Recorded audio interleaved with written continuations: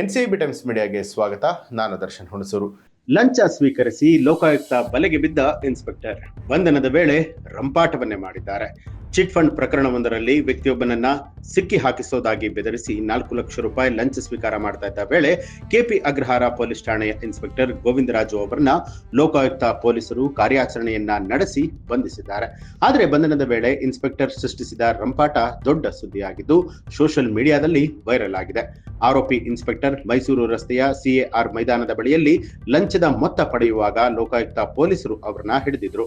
ಈ ವೇಳೆ ಪೊಲೀಸರ ವಿರುದ್ಧವೇ ಕೂಗಾಡಿ ರಂಪಾಟ ಮಾಡುವ ಮೂಲಕ ನಾಟಕೀಯ ಪ್ರಸಂಗವನ್ನ ಸೃಷ್ಟಿ ಮಾಡಿದ್ದು ವಿಡಿಯೋದಲ್ಲಿ ದಾಖಲಾಗಿದೆ.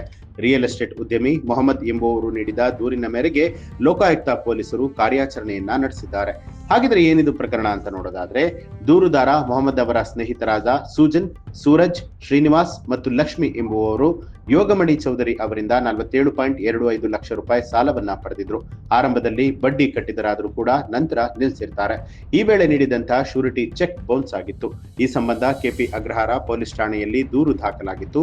ಈ ಪ್ರಕರಣದಲ್ಲಿ ನ್ಯಾಯಾಲಯಕ್ಕೆ ಬಿ ರಿಪೋರ್ಟ್ ಸಲ್ಲಿಸೋದಕ್ಕೆ ಇನ್ಸ್ಪೆಕ್ಟರ್ ಗೋವಿಂದರಾಜು ಬರೋಬ್ಬರಿ 7.5 ಲಕ್ಷ ರೂಪಾಯಿ ಲಂಚಕ್ಕೆ ಬೇಡಿಕೆ ಇಟ್ಟಿದ್ರು. ಇದರಲ್ಲಿ ಈಗಾಗಲೇ 6 ಲಕ್ಷ ರೂಪಾಯಿ ಸ್ವೀಕಾರವನ್ನ ಮಾಡಿದ್ರು.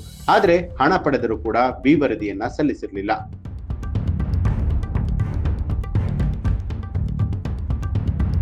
ಒಂದು ಬಾರಿ ಹಣ ಪಡೆದ ಬಳಿಕವೂ ಕೂಡ ಸುಮ್ಮನಾಗದ ಗೋವಿಂದರಾಜ್ ಹಳೆ ಪ್ರಕರಣವನ್ನ ಮತ್ತೆ ತನಿಖೆಗೆ ಎತ್ಕೊಳ್ತಾರೆ.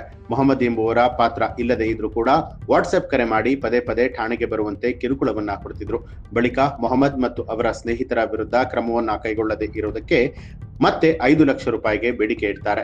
ಮುಂಗಡವಾಗಿ 1 ಲಕ್ಷ ರೂಪಾಯಿ ಪಡೆದುಕೊಂಡಿದ್ದ ಗೋವಿಂದರಾಜು ಬಾಕಿ ಉಳಿದ 4 ಲಕ್ಷ ರೂಪಾಯಿ ಹಣವನ್ನ ಜನವರಿ 26ರ ಒಳಗೆ ನೀಡುವಂತೆ ತಾಕೀತನ್ನ ಮಾಡಿದ್ರು.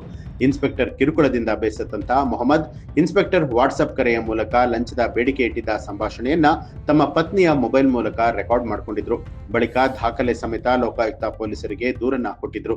ದೂರಿನ ಅನ್ವಯ ಕಾರ್ಯಾಚರಣೆಗೆ ಇಳಿದಂತ ಲೋಕಾಯುಕ್ತ ತಂಡ ಲಂಚದ ಹಣ ಪಡೆಯುತ್ತಿದ್ದಾಗಲೇ ಇನ್ಸ್ಪೆಕ್ಟರ್ ಗೋವಿಂದರಾಜು ಅವರನ್ನ ಬಂಧಿಸಿದೆ.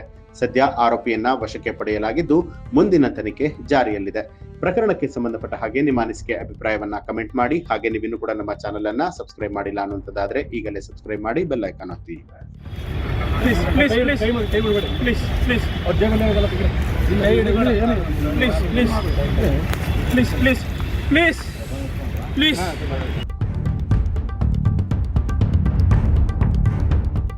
ಈ ಒಂದು ಮಾಹಿತಿಗೆ ಸಂಬಂಧಪಟ್ಟ ಹಾಗೆ ನಿಮ್ಮ ಅನಿಸಿಕೆ ಅಭಿಪ್ರಾಯವನ್ನ ಕಮೆಂಟ್ ಮಾಡಿ ತಿಳಿಸಿ. ಹಾಗೆ ನೀವಿನ್ನೂ ಕೂಡ ನಮ್ಮ ಚಾನೆಲ್ ಅನ್ನ ಸಬ್ಸ್ಕ್ರೈಬ್ ಮಾಡಿಲ್ಲ ಅನ್ನುವಂಥದ್ದಾದ್ರೆ ಈಗಲೇ ಸಬ್ಸ್ಕ್ರೈಬ್ ಮಾಡಿ, ಬೆಲ್ ಐಕಾನ್ ಒತ್ತಿ.